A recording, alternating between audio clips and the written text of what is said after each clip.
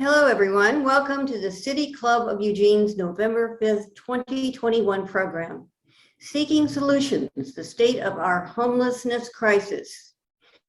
This is the 9th program for our 21-22 programming year, and I'm Kitty Piercy, and I'm the City Club President.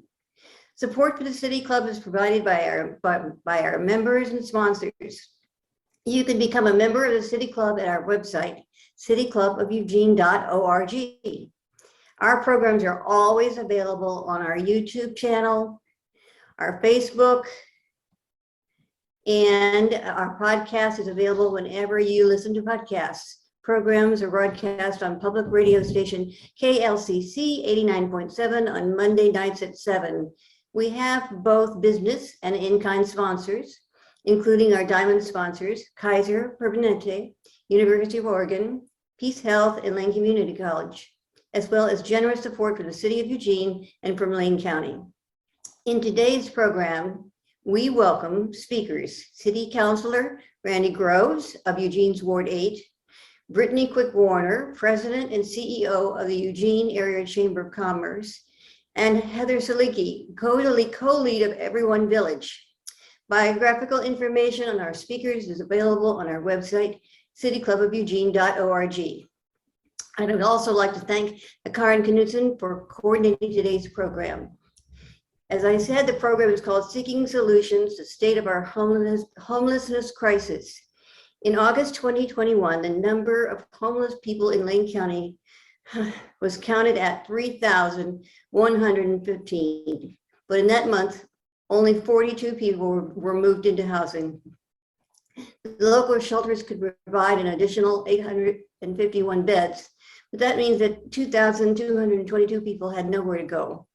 A circumstance in which 70% of a crisis goes unaddressed is ripe for expanded engagement and rethinking.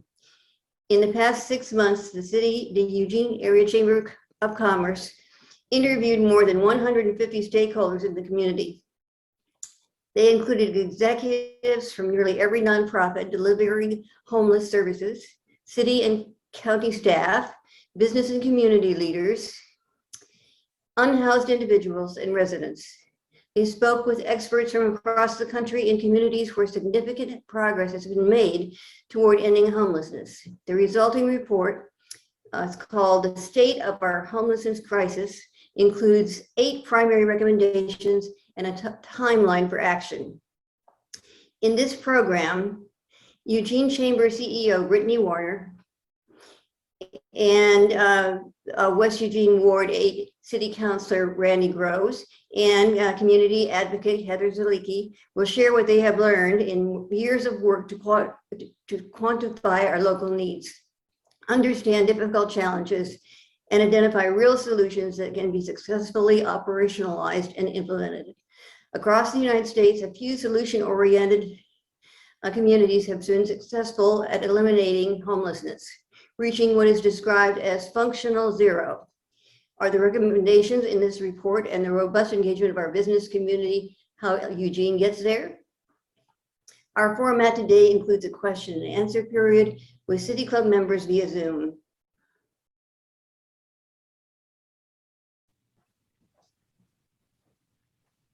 Hello and welcome to the City Club of Eugene. I'm City Club President-elect Karen Knutson, the coordinator of today's program, Seeking Solutions, the State of Our Homelessness Crisis.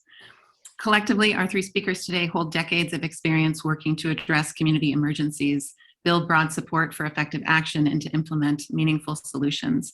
And the ability to do those 3 things together has never been more critical to combine in addressing our homelessness crisis. So with that, I'll hand it off to our first speaker today, Brittany Quick-Warner from the Eugene Chamber of Commerce. Thanks, Karen. Hi, everyone. My name is Brittany Quick-Warner. Like Karen said, I'm the president and CEO at the Eugene Area Chamber of Commerce, and I'm absolutely honored to be here specifically with the 2 other individuals on this panel who I have the utmost respect for the work that they do in the community and the passion that they bring to their roles. And I'm excited to be a part of the conversation. Specifically this morning or afternoon or evening, depending on when you're listening, we're talking about homelessness, and we're talking about a crisis that has that has been impacting our community for years, but has reached a level that I think has got a lot more people involved in the conversation. And I think that that is a really critical component and ingredient to us actually overcoming this challenge here locally, for the betterment of those individuals who we have living on the streets in our community. I am going to share my screen for those of you who are watching, and make sure to let the folks know on the radio kind of some of the data that we're talking about here. But I do want to start, my presentation just talking about where we're at as a community with this issue. And to do that, I think it's important to ground us in some data. So I will go ahead and talk a little bit about some of the data we collected. But first, to tell the story of how I got to be the person on this panel talking about homelessness as the Chamber CEO, we need to talk a little bit about the state of business in this community, and that is really where our chamber has been focused. Is over the last couple of years, obviously with the pandemic, there has been an enormous amount of need from our business community to really do what they can do to help us continue to thrive as a community, right? We support our local businesses because we think it's a mean to an end. And that end is that we have a thriving local community where people can live happy, healthy lives. And we believe a core component of that for those who are able is to have a good paying job that can support their lifestyle, and having a living wage job that can support their lifestyle. Like I said, if they're able to engage in work, we want to make sure that we can find a job for them, and that our employers are supporting the employees that they have. We have been working a lot on COVID relief, on, businesses have been living in this regulatory world where things are changing really quickly. They new rules that they have to abide by, health and safety rules, obviously for the betterment of the community. And there's a lot as a business owner that folks have been navigating. On top of the navigation that they've been doing around COVID and the health concerns and considerations that they have to take, we have a lot of businesses in our community who have been experiencing a really significant increase in both crime and their ability to operate their businesses with individuals who are interacting with their companies that are doing so in a way where they cannot be productive or move their business forward. And we realized through the pandemic, while the numbers of individuals who we've counted as homeless in our community may not have increased per se, the visibility and the existence of individuals in our public spaces has increased. And it's because of the inability for folks to shelter in some of the shelters that we do have. And it's because we are, as a community, we have a reality that folks are losing their housing for a lot of different reasons. And this is a crisis that has grown beyond just the realm of our local government or nonprofits and their ability to handle this crisis and to serve the number of individuals who we need to serve as a community. And it is impacting the broader community, our businesses, our neighbors, and of course the folks on the street. So our chamber in this last year really started getting this huge outreach of businesses saying to us, we are struggling. We don't know how to handle the crime that we're seeing. We want to help, and we don't know how. We see these individuals on the streets, and we don't believe that that's the best situation for anyone to be in. And we want to do more, and we just don't know what to do. And so our chamber leadership, our board of directors, really kind of came together at the beginning of this year and said, this is the number one thing that we're hearing from our businesses as a concern that they have for our community. And so we have to figure out how to engage, how to productively move the conversation forward about the homeless crisis we have in our community. So, I kind of looked at this and said, I got a couple ways I can go. One is to just get really loud and angry. As a business community, we can pull folks together and sort of, go marching down to City Hall to say, you need to do something about this. But if I was totally honest with myself, if I looked back 5 years down the road, I don't think that would have changed anything. And so I think the other option for us was to dig deep and to really try to understand what are some of the systematic issues that we have in our community and or across the country that are causing this crisis of homelessness, and where are the areas that the private sector can come to the table and help to contribute to solutions. And that's the direction that our board wanted to go. We didn't want to just sort of bang the drum to say this is a problem. We wanted to figure out how we can actually help contribute with solutions. We weren't expecting to find a silver bullet. Folks like Heather have been working in this space for years, and there is not an easy answer. It's why we're still in the situation that we're in. However, I really do believe that having more community members around the table to have the discussion about how we can solve this crisis together, I do think that that's one magic ingredient that we haven't had to this point as a community that will help us move forward. So how did we get to this point? We spent the last 6 to 7 months doing really broad scale outreach to folks who have worked in this space, to people who are doing this work every day, to really try to understand what's working, what's not working, what are the challenges that you bump up against every single day, what are the systematic areas where we are failing as a community. And we had over 175 interviews with individuals in our community and a handful of those outside of the community to really understand as best as we could. And what I can tell you is, having done those 175 interviews almost entirely myself, I still feel like I'm only scratching the surface of this crisis and this issue. And so this is the beginning of a process of us really engaging and figuring out how the business community can support the broader issue of homelessness and the individuals who are on our streets. But we learned a lot, and what we wanted to do was to put back out into the community what we did learn. So we developed this report that we did our best to summarize about 250 pages of notes down to about 15 pages. So of course there's things that are missing, and this doesn't capture the full complexity of the issue. But the idea was that this could really try to help bring our community to a place where we understood a little bit better where we are currently at, so we could have more productive conversations. So we dove into the data, and this is what we saw. We saw that our community in the month of August, just before we published this report, we had 3,115 individuals who are in our county's homeless by name list, identified as homeless individuals. 42 individuals moved into housing in August. So you can see the gap between the number of people we have living on our streets and within some of our shelters, and the number of folks who were able to get into permanent supportive housing. Our inventory as a community of shelter, and this incorporates several different types of shelter, anywhere from the Mission, which we know is a brick and mortar building that folks can shelter in, to a Conestoga hut.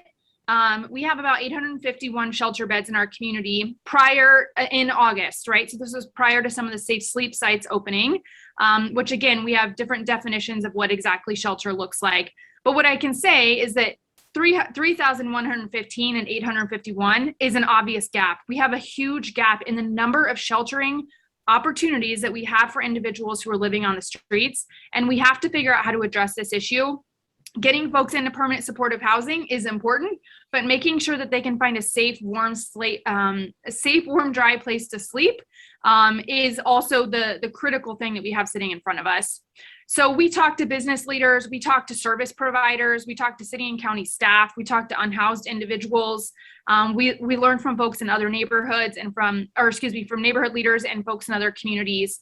And we learned that there's a long history of issues that have gotten us to where we're at, that we are not the only community facing this challenge, and that we've done a lot of really good things as a community to help us move forward in this issue. However, there were some really obvious areas for us that we felt like as a community we needed to start to focus on. And so we tried to do our best to categorize some of these recommendations into 8 areas. The first is data. I think that any sort of big, hairy problem that you're trying to solve is only going to get so far to a solution without really understanding the data behind it. We have a homeless by name list that our county puts together with the help of service providers who do this work with homeless individuals. And there's still a lot of shortcomings with that. And so that's an area that we have to really figure out, how do we have as accurate as possible data to really understand the breadth and the depth of this issue. The second is we found that there was a pretty clear lacking in a shared goal for what we were even trying to accomplish, and the ability to articulate that. we have, like I said, relied on our local government and our nonprofits to solve this problem for our community.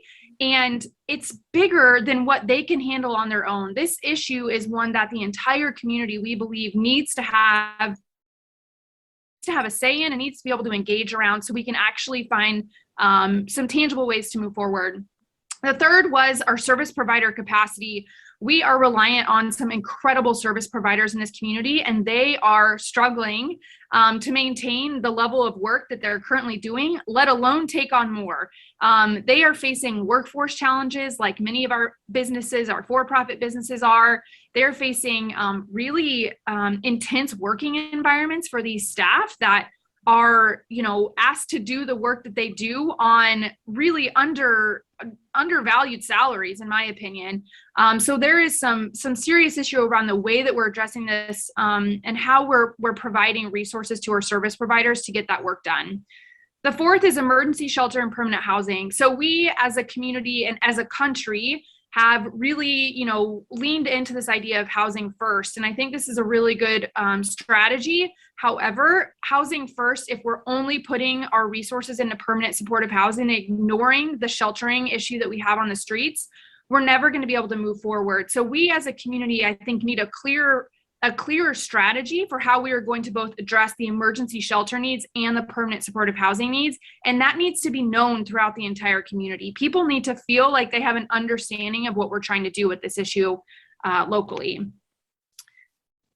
The fifth thing was outreach and case management. This was one that was identified in the Technical Assistance Commission who did the work for our community a couple years ago, that getting better organization around our outreach and case management to try and to become more efficient in the way that we do this work, but also better communicate between our different organizations so we can find the right resources for the individuals that we are trying to serve. Not every organization is going to specialize in every type of resource that's out there, but amongst our service providers, if we can coordinate better, we can get people through the door that makes the most sense for them. The sixth is the wraparound services. While we, can put time and energy into housing or into shelter, until we can really figure out how do we wrap the services around those individuals who are in those situations to really try to help them get well, we're never going to get them out of a situation where they're not just re-entering homelessness down the road. So as a community, we have to take seriously our mental health services, our addiction services, our workforce development services. We have to invest more in that type of activity, or like I said, we're never going to get ourselves out of this cycle. The seventh is enforcement and accountability. This is one that I think will be responded to. There's some controversy out there around this. However, I really believe, after talking to a lot of individuals, including unhoused individuals themselves, there is a significant amount of crime happening within our homeless populations, and our homeless individuals are often the victims of that crime. And we owe it to the people in our community to protect them and to create a safe environment. And so this is not us suggesting in any way, shape, or form that homelessness should be criminalized at all. We do not believe that's the case. The data and the research does not show that that's a successful way to get people out of homelessness. However, there is real crime happening in this community that we have got to put our foot down and hold each other accountable to the laws that we have around vandalism, around breaking and entering, around burglary. There's some serious, assault crimes happening. And like I said, a lot of times our homeless individuals are victims of those crimes, and they need to feel like they can be protected as well. The last is to rebuild community trust. The biggest thing we heard is this lack of community trust around this issue and a sense of hopelessness. And we really feel like addressing these issues as an entire community and putting a path forward to help people understand we know this is a crisis and we're going to move it forward together. That'll go a long way. And providing some accountability to say, here's what we said we're going to do, and this is what we're doing, so people can understand that and feel like we have a plan, right? That there's a sense of hopelessness because I don't feel like we have a plan for how we're going to tackle this issue together. So the chamber has come out with 4 things that we're willing to step up and do to help move this conversation forward. It's 4 of many things that we're coming to the table saying we want to be a part of the solution. The first is we're convening a business leaders task force with the specific task of deciding and figuring out how the private sector can contribute more effectively to this conversation. The second is to build out implementation tactics for these 8 different recommendations. We don't want to just put a plan out there with no path for how you actually get there.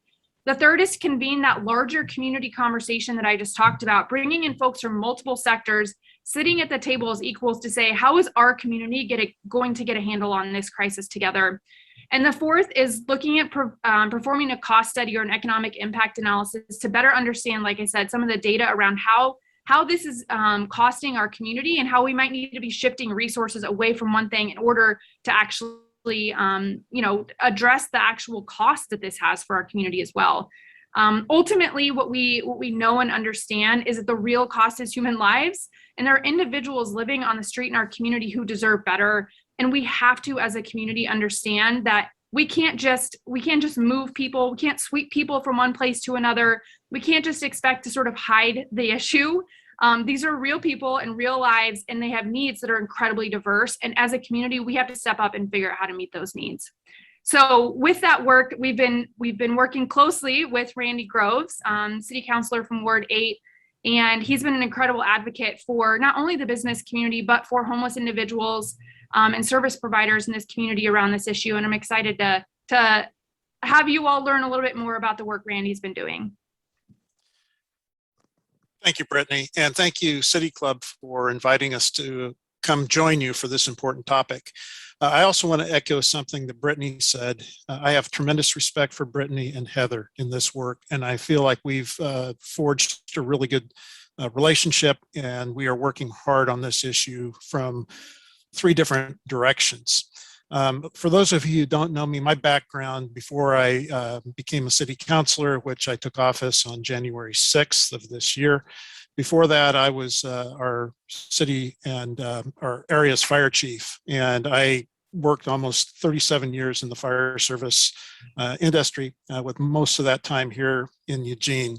And during that time, I've responded to literally thousands of calls into our unhoused population. So I've seen it from that unique lens. Brittany covered a lot of, I think, the real salient issues. So I'm going to try and streamline what I have to say here and just kind of get to the meat of what I found, city actions, and where we go from here. When I took office in January, I found a system that was completely overwhelmed with the size and scope of the problem. We had areas of duplication. We had areas that were being missed. Everybody was trying to solve the problem, but we seemed to be lacking a centralized, coordinated process. Just to give you an idea of the scope and magnitude, Brittany gave some great statistics, but I want to take this to more of a national look. There's been a migration and a disproportionate impact on the West Coast, with Oregon being number 7 in the country for the number of unhoused individuals, Washington State being number 5, and California being number 1.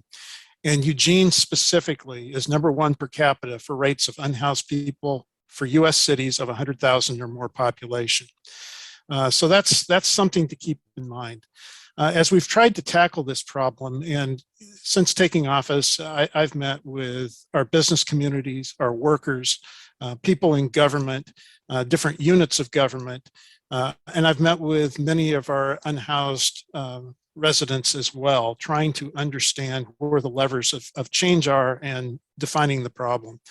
And what I found were there was a lot of things out there that are impacting effectiveness. Part of it Brittany addressed with not only are there good people that need help that are in unfortunate situations, there's also people that cannot, are incapable of taking care of themselves, whether it be from mental health issues or significant substance misuse disorders. There's also a pretty strong criminal element that hides in plain sight inside the unhoused population, but also from the housed community. We have drug dealers trying to get into 310 Garfield right now to try and profit from the misfortune of some of these people. So it's important when we look at this that we think about how do we protect our community at all levels. And we've got some situations that have, in some cases, made it more difficult. For example, there was a federal court decision down in Los Angeles that was fortunately, it was overturned, but just to kind of give an indicator of some of the disconnect, I think, between our judiciary and what we're seeing at the street level, is a federal court judge ordered the city of Los Angeles and Los Angeles County to house every unhoused person, which is about 65,000 people down there, by fall. That could literally bankrupt the city. And, while I applaud trying to take care of people, at the same time, this is a national problem. This is a state problem. This is a regional problem. And it's too big, even with our forces of business community come together, our nonprofits, which are very talented and produce great product, and our local governments. It still takes more than what we have. And the migration is continuing to come west. So we need something on a bigger scale and more help. I talked a little bit about the lack of centralized coordination. Well, in late April, City Manager Sarah Maderi, from the city standpoint, formed an overhead team. So we have, and it was operating under the incident command system, something I'm very familiar with from the fire service, and it works. And since that time, I feel that our efforts have been much more coordinated. We stopped the duplication, and we also helped plug some of the holes that we were missing. But it still at times feels to me like we're trying to bail out the Titanic with a teacup. We need bigger, bolder actions. We need to move with more speed, in my opinion. We sometimes hold out for great and good sales right over our head. And right now we need to be making steady progress forward if we're going to make a difference. The other thing I wanted to say is that as we look at this problem, we've been mostly, up till now, swatting at the symptoms. And that's because the symptoms are creating the biggest challenges. We have people living in spaces that were never engineered nor intended for that purpose, on our streets, in our parks, in our public spaces. And not only is it critical that we move people into a better situation with these managed camps to start with, it helps them, and it also returns our public spaces for which they were intended. What I found in West Eugene, which has a disproportionate number of our RVs and trailers that are people are living in on the streets, there's no place for sanitation. You have open human waste in the streets, in the plantings of houses and businesses, and it's created a problem. And when we talk about businesses, I think it's really important to understand that that's what drives our local economy. That's where people work. That's how people forge a living. And it's part of the solution as we try to help people transition from being unhoused into being capable of supporting themselves and being able to sustain a level of life that hopefully is more healthy and better for them as well. There's a number of things that we have done along the way. There's been change in our parking ordinance, trying to help some of our parts of our community. One of the things I saw, we actually had businesses that couldn't get their shipping in and out, and workers sat idle and in some cases had to be sent home. And so all of a sudden we start endangering other people of becoming unhoused. So this thing needs to be looked at from all angles, from the perspective of the unhoused, from the perspective of our local economy, from the perspective of our neighborhoods, and from the perspective of our workers. So where do we go from here? One of the things I also noticed is that we need better coordination between our units of local government. Everybody's kind of working, but it just seems like there's some misfiring and some dysfunction that I'm hoping that we can build better as we move forward. We need to develop better mechanisms for also addressing the underlying issues of being unhoused. As I mentioned, up to now, we've been swatting at the symptoms. We need to catch up and then get ahead of that by looking at how do we stop people from becoming unhoused in the first place? For example, people that are in a housed situation that are in danger of losing their housing. We're much better off for the people's health and welfare, as well as the economic impacts of keeping people in the housing they already have before they become displaced, and we have to help them get into new housing. So that's another thing that we need to work on. I already talked about organized solicitation for help from state and federal government. That's a need. And we need to also change our national reputation for being a community with no rules. And that gets to the accountability piece that Brittany was talking about. One of the things I learned, and I saw it clear back in the early 80s even, responding to calls. When you're working with people in this position, especially those that have substance misuse problems, they frequently, when you say, what brought you here? A common question and we would ask is, hey, where are you from and what brought you here? And part of that is, as we assess a patient medically, you need to get them talking so you understand their level of mentation. And that's part of how we evaluate a patient before we transport them to the hospital. And most of the time they would be from somewhere else. And one of the most common responses for what brought you here, it was free stuff and no rules. And so there's a perception of that out there. And so that's something I think is important to think about as well. While I'm all for us being compassionate as a community and giving people an opportunity to better themselves and helping them do so, we also need to be a community that has rules that we all follow. That's what makes us a civilized society.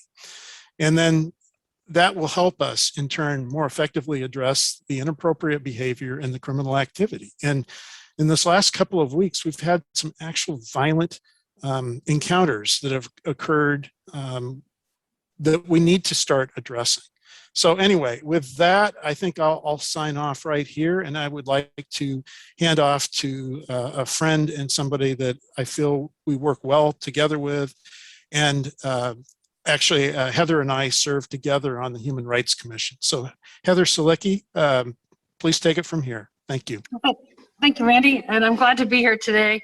I got involved with this issue about 10 years ago, back in the 10s, and I was the neighborhood association chair in Southeast Eugene at the time. I knew that homelessness was an issue here in the community.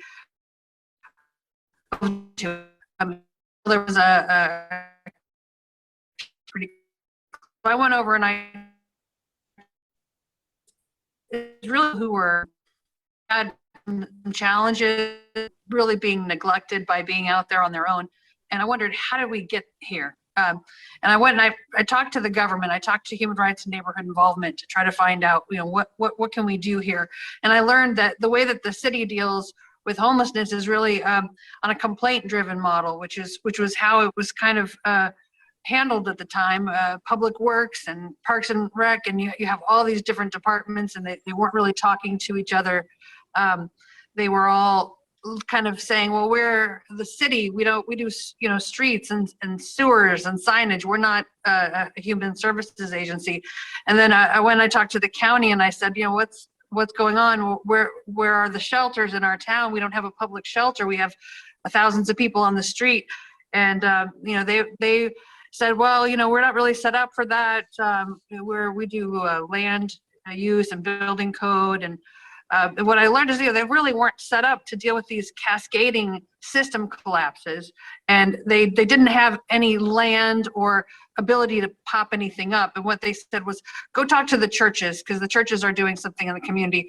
So I did. I went to my neighborhood church that had an Egan warming center and was one of the first tiny house locations.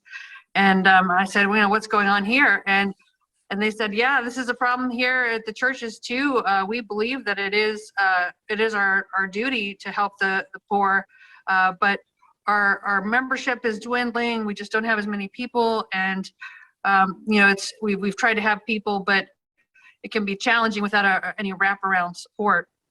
So I went to the business community actually when I met with Brittany back then. She was just new to the chamber. And we sat down and we talked about it. What are you experiencing? What are you hearing in the community? And we tried to go to the business meetings. We went to some, we went and we talked to them about our need for locations to put people and help with staffing. But it really, it was hard for people to really wrap their mind around how to help. So then I talked to the nonprofits, and I actually went and started working for one at Whitebird to try to figure out what's going on here. And what I was finding is that 70% or more of the contracts were going to the nonprofits to manage some of the symptoms of the crisis. And at the time, there really wasn't a whole lot other than the mission. And the community supported shelters had a 20-person rest stop. So what we had to do was we had to work to get new forms of shelter established. We had to do rest stops. We had to do overnight parking program expansion. We had to create all different new types of giving some people a place to go. But it was never enough. And you're right, what you heard Brittany and Randy say, the lack of coordination, it's a challenge because you have all of these people who are competing for finite resources to try to stand up services. And here in our community, back before 2020, we had very few disasters. So you didn't have a lot of agencies that were used to working together in collaborative ways. So it just kind of made things very complicated, and you have a lot of duplicated services and siloing, and it was really challenging. So I went to the emergency manager and I was like, the government doesn't have this, faith, business, nonprofit doesn't have this. This is a disaster. I've been trained as a community emergency response team. When are we going to call this the disaster that it is? And they're starting to work on it now, actually, because we need to scale up to protect the unsheltered. What we found during the pandemic and the fires is, new people are getting unhoused all the time. In Oregon right now, they say there are 11,000 people who are probably going to be evicted this month.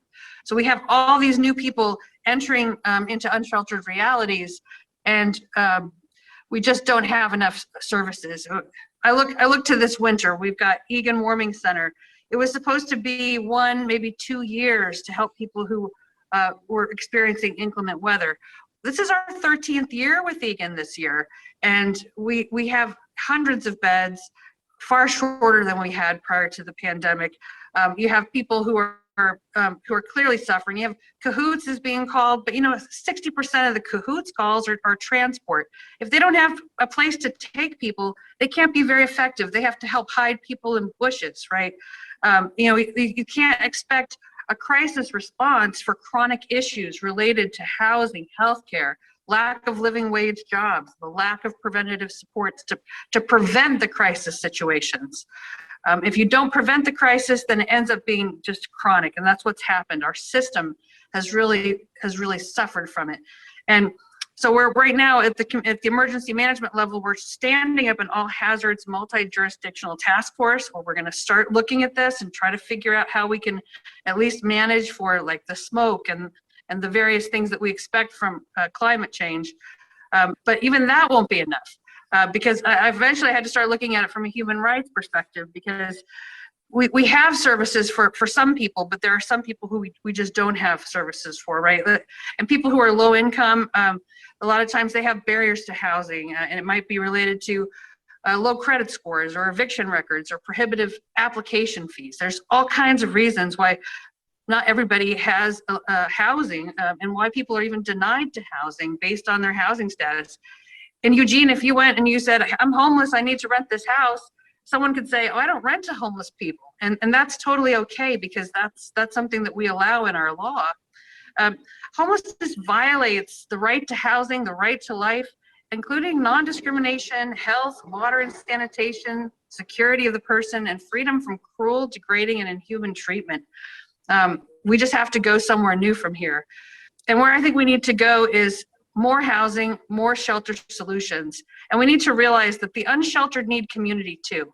There's going to be people who are on waiting lists for a very long time. And right now, more than half of the people who are experiencing homeless in our community have one or more disabling conditions. A third are experiencing homelessness lasting more than 12 months. We can't ignore this reality anymore. Our safety net is not catching people. If something happened to any of us here in this room, it would not catch us. It really is, it's just not there. So we need more humane, collaborative, and sustainable responses. And we are a strong community. We need to recognize our assets and build on those and set intentional paths to solutions that will be addressing multiple problems at one time. I'm really fortunate right now because I'm involved with standing up a new type of shelter model called Everyone Village. Out in West Eugene, we're building a safe shelter community with 24/7 staff support. We're going to have a combination of RVs and micro shelters and Conestoga huts. It's really a planned unit development with wraparound supports both for health and for work. We're partnering with Oregon Bottle Drop, and we're going to provide income opportunities for canners and gleaners. We're putting a mushroom farm out there so that we can grow our own food and have a way to help supplement our income while providing residents with opportunities for vocational and rehabilitational work. But we're not doing this alone. We're doing this with amazing support from the community. From the very beginning, Randy Gross has been out here in West Eugene talking to the people, really getting into the streets and learning what the problems are and how collectively we can solve them, because it can't be solved by any one of these individuals that I've talked to, any one of these organizations. It's only going to be with all of us together, universities and businesses. What we're going to try to do in West Eugene is create a mutual benefit model for the surrounding community. So we're not just going to come and put people in a warehouse situation in a parking lot. No, we're going to be working with the community. We're helping to reinvigorate the neighborhood association that's here in West Eugene. We're going to provide different kinds of products to the neighbors, and we're going to help with waste management. So there's just all kinds of ways that we feel like we can put our solution in the community and make it an asset to it. And then we're going to convene, collaborate, and catalyze with all the business and community leaders. Brittany said earlier, sitting at the table as equals. That's what we need to do right now. We are all equally impacted by this. This is our community, and we can take it back.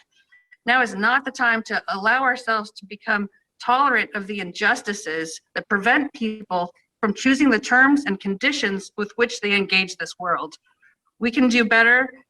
We can strive to preserve the dignity and honor of all of the people, regardless of their physical, mental, emotional, or spiritual condition.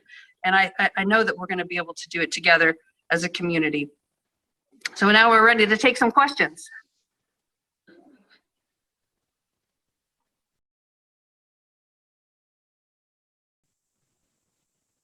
Thank you to our speakers today. And we do have several questions lined up for this City Club of Eugene, including a first question that allows the three of you to work together on the answer. It refers to the term functional zero, which is a term used to describe the milestone for when a community has measurably ended homelessness within its population, coined and made popular by the national nonprofit Community Solutions. So for each of you, City Club would like today to ask each of you to tell us the next one thing that you think Eugene needs to do to address our homelessness crisis and move towards functional zero. Feel free to build on each other's answers, but not repeat them, so that at the end of this question, we have 3 clear action items. And we'll start with Brittany Quick-Warner. Thanks, Karen. Brittany here. To start, I guess, just a little bit of information about functional zero is that homelessness is going to be pervasive across our community and our country, no matter how much we're able to deal with it. The idea is that as someone becomes homeless, we have a system that helps them get out and exit homelessness as quickly as possible. And so functionally, we're able to manage the number of individuals coming into homelessness so we can exit them quickly.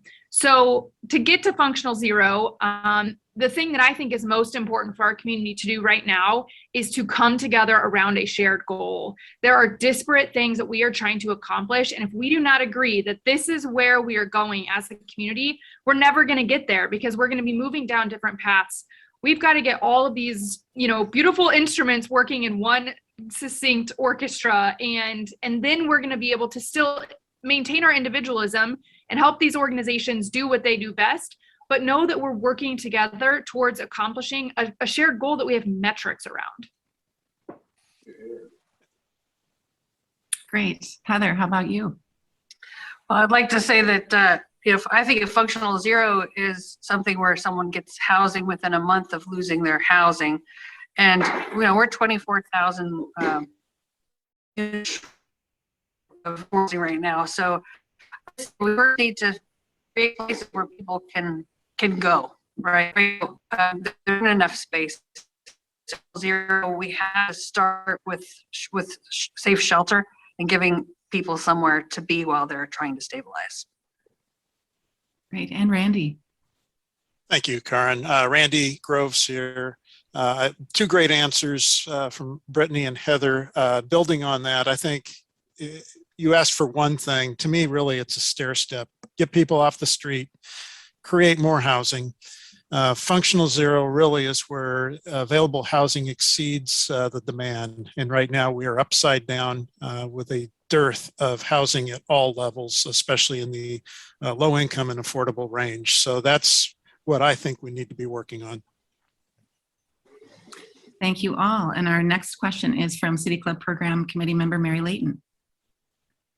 Brittany might have the first answer to this one. I'm very interested in collective impact. And in particular, I see Dick Zeller on the screen here, and Shannon.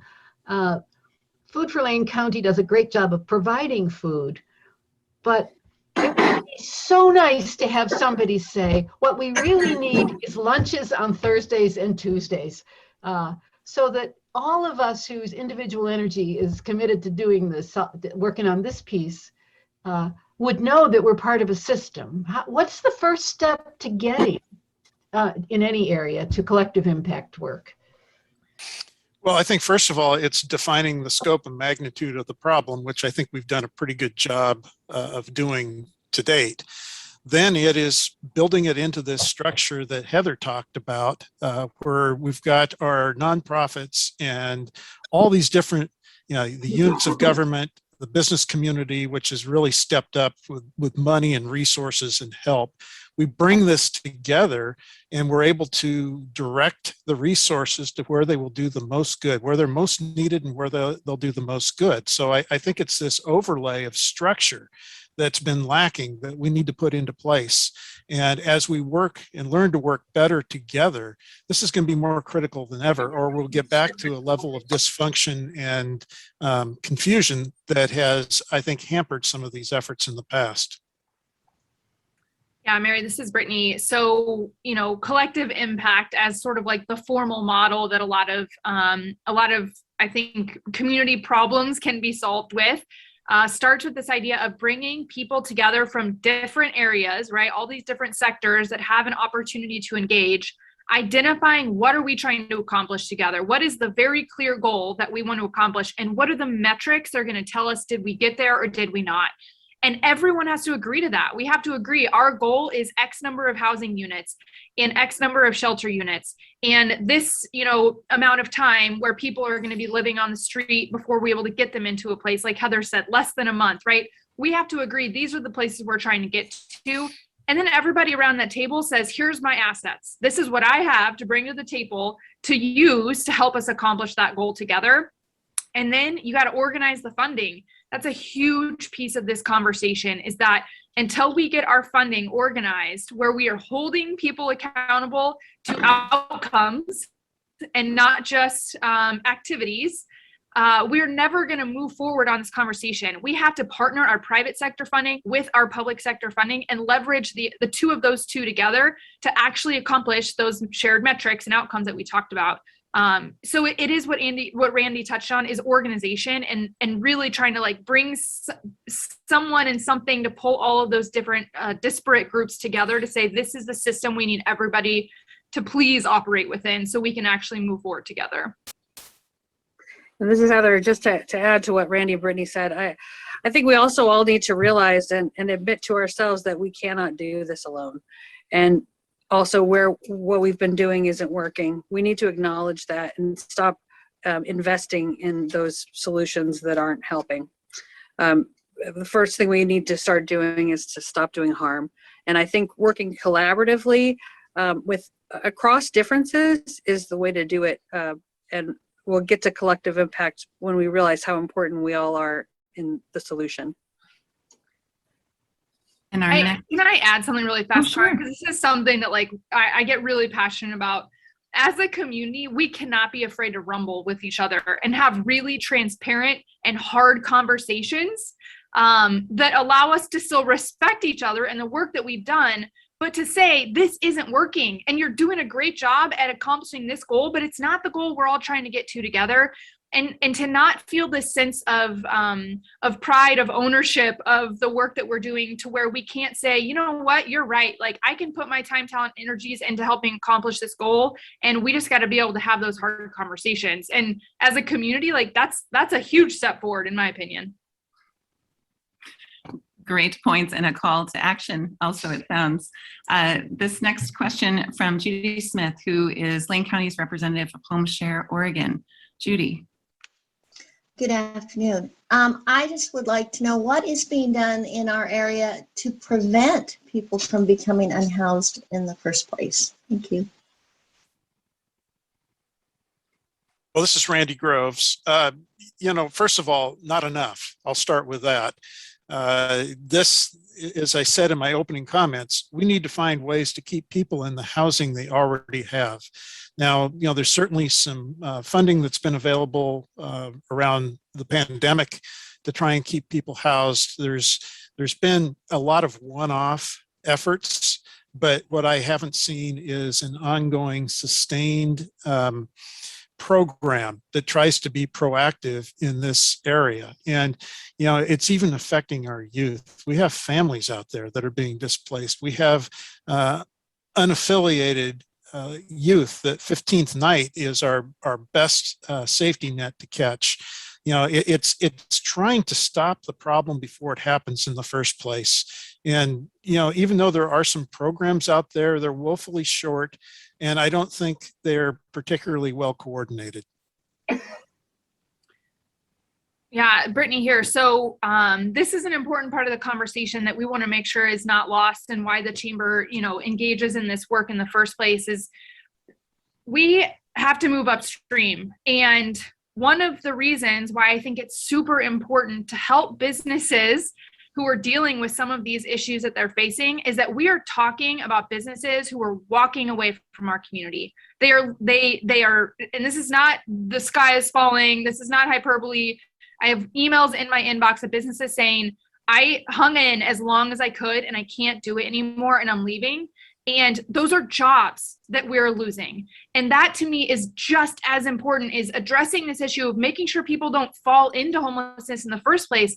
We need to protect the jobs that we have in this community and work with our businesses to help make sure that they can maintain those jobs, and that we aren't putting these individuals in a situation where they are at risk of becoming homeless because their employer decided to leave and 100 jobs are now lost in the community. So that is the connection, I think, between, all of these systems have to work together. We have to have a strong economy where people have ability to make good wages. We need to work with our employers to make sure they're providing good wages, and support individuals who are unhoused, who are able to work, to get them into those opportunities. So to me, that's a critical point, is to make sure that we understand we're trying to protect jobs in our community with this work too. Yeah, and this is Heather. I absolutely what they said, and also just trying to be more proactive in getting information out to people so that they know when there are times when money's become available to assist. But yeah, we definitely need to do more on prevention. Could I just jump back in quickly, Karen? Getting to the point, first of all, I agree with everything my colleagues said, but getting back to what Brittany was talking about, the businesses. When I first started this process, I talked to businesses that had and were leaving, and many that were planning to leave. And Brittany is right. These are jobs. The other half of affordability is having a living wage job. And, since we've started actually moving people to a better place to occupy, some of these businesses have gone back and they've started doing their landscape maintenance again, painted the buildings. Some of the ones that we're talking about leaving are now talking about expanding, which again is more jobs. And that's your family members, that's your neighbors, that may be you. And so I think that this is all a component of this, and it's part of this wraparound approach that we need to addressing this challenge. Thank you. This next question from a City Club member, picking up on one of the data points you all offered earlier. If Eugene has the highest per capita rate of homelessness in the nation, and Oregon has one of the worst per capita rates of homelessness in the nation. Why are we 50th in federal funding to address homelessness per capita? This is Randy. I'll jump on that one. That is a great question, and that is part of the problem. We need to be collectively working with our federal representatives, our 2 senators, and I think we need to be going after funding. I mean, this is preponderance of the problem is in the West Coast, as I said in my opening remarks. And this is bigger than our city. This is bigger than even all the collective effort that we've talked about here today. We need federal help with this. We need state help with this. And we need to address this as a regional issue. I have a lot of people that have said to me, well, that's just a Eugene problem. And I say wrong. This is at least a regional problem, but it's really a state and a national problem as well, because the majority of people have come here from somewhere else. Now, we certainly have people that have fallen into hard times within our own community, and I'm not trying to say this is everybody, but we have a lot of people that come here from other places. Wonderful. And we are going to have time for hopefully maybe 3 or 4 more questions today if we move through them swiftly. The next coming from Sandy Cutler, and a question about some recently announced funding support. Thank you very much. I'm Sandy Cutler. I'm president of the board of Nightingale Hosted Shelters. This is a question primarily for perhaps Randy or maybe any of the people. I heard recently that there are federal funds in the amount of around $36 million that are going to be passed through to the city of Eugene for helping the unhoused. I'm wondering how and when those funds will be allocated. I'll jump on that first. I'm not aware of any that are directed solely to the unhoused. There is ARPA funding, which is part of the federal rescue plan. And what that's for is for helping communities recover from the economic effects of the pandemic, be it lost jobs, be it holes in critical services. And now I think housing and the unhoused fall into that mix, but it is not exclusively set aside for the unhoused. Now, the Eugene share is roughly 35 million. It's 17 point something million a year for 2 years, and that gets us to that number. Likewise, the county received about 75 million, don't quote me on that, and Springfield received a proportionate share as well. And how that money is going to be completely spent has not been decided yet, but one of the things I'll say, just from a fiscal management standpoint, the manager in me comes out, is I'm always leery of spending one-time dollars for ongoing services. This is something that, however, can help us leverage things like safe sites or a navigation center or a crisis intervention center, things like that. Bricks and mortar, which normally it's hard to get grant funding for, would be some good utilizations of that. But the final determination of how that's going to be spent is still working its way through the system and the process. Our next question is from Dick Zeller from St. Mary's Saturday Breakfast. And I think that this is pointed towards Heather and Brittany. Dick, go ahead.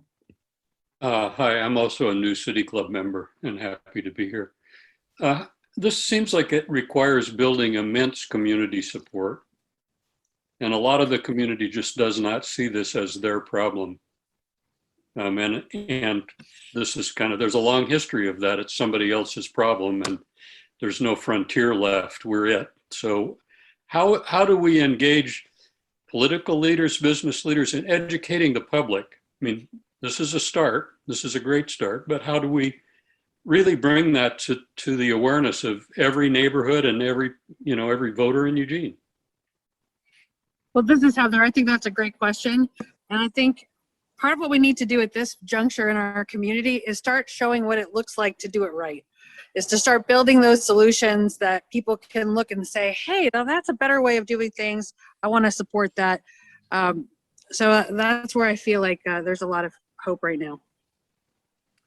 Yeah, I think the idea, this is Brittany Quick-Warner, I think the idea of educating the broader community and actually getting the information out there about what it is we are doing, what's working, what shared goal we're trying to achieve together.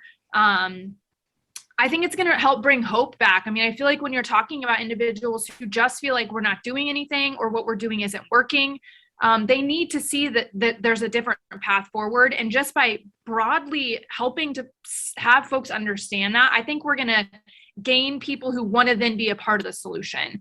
Right now, we have exhausted our discussions about the problem. I think that they have gone on ad nauseum, and we need to bring people to the table who have a bone to pick with what the solution is going to be, not just about what the problem is. Thank you all. Thank you to everyone who's been able to join us for the City Club Eugene, especially to our speakers, Brittany Quick-Warner, Councilor Randy Groves, and Heather Sielicki.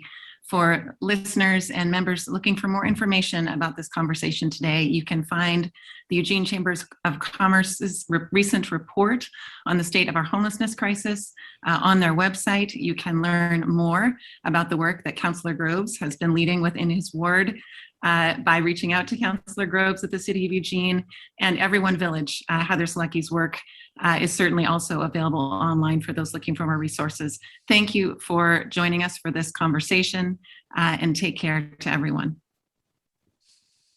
Thank you. Thank you very much. Thanks.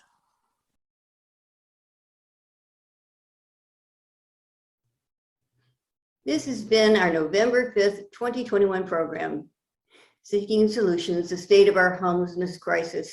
Before we proceed, I'd like to recognize our diamond sponsors. First up is Kaiser Permanente, exists to provide high quality, affordable healthcare services and to improve the health of our members and the communities we serve. More information at www.kp.org. Support also comes from the University of Oregon. Since 1876, the U of O has helped Oregonians question critically, think logically, reason effectively, communicate clearly, act creatively, and live ethically. More information at uoregon.edu. And then there is Peace Health is proud to serve Eugene, Lane County, and beyond.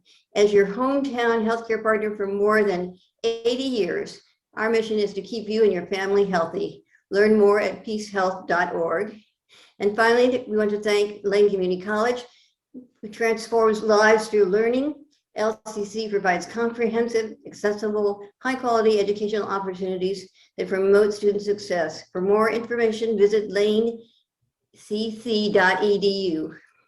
I'd also like to acknowledge our Ruby sponsor, Johnson, Johnson, Lucas, and Middleton. Support for the City Club comes from Johnson, Johnson, Lucas, and Middleton, a team of experienced, compassionate attorneys fighting for justice. If you have been seriously harmed by wrongdoing and need help, please contact us at Justice. One of our Sapphire sponsors is Bennett and Dean Real Estate. Support comes from Bennett and Dean Real Estate, a full-service real estate brokerage offering a comprehensive range of services for buying or selling a Lane County residence. For more information, visit bennettdean.com. And our gold sponsors are Emergency Veterinary Hospital, Homes for Good Housing Agency, and Sacred Earth Botanicals. Before we thank our speakers today, I'd just like to say thank you to KRBM 91.9 Radio, PAC Info and Simplified Computing LLC, and Dotson's Photography. They are all our in-kind sponsors.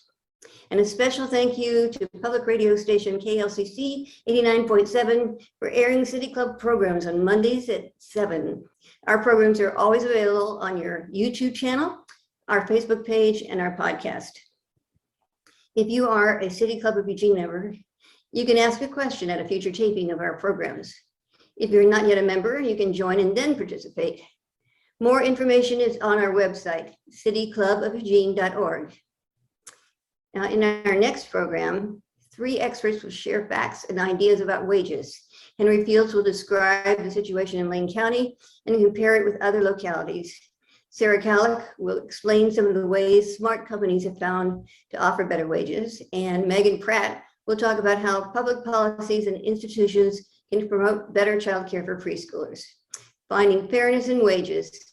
You'd like to see that program, I'm sure. So please join us on November 12th. More details and information about future programs can be found online at City Club's website, cityclubofeugene.org. Now, I would like to really thank today's speakers for a great program. Thanks to City Councilor Randy Groves, Brittany Quick-Warner, and Heather Sielicki. Thanks so much. This concludes today's program. Have a great day, and we hope to see you at the next one. Bye.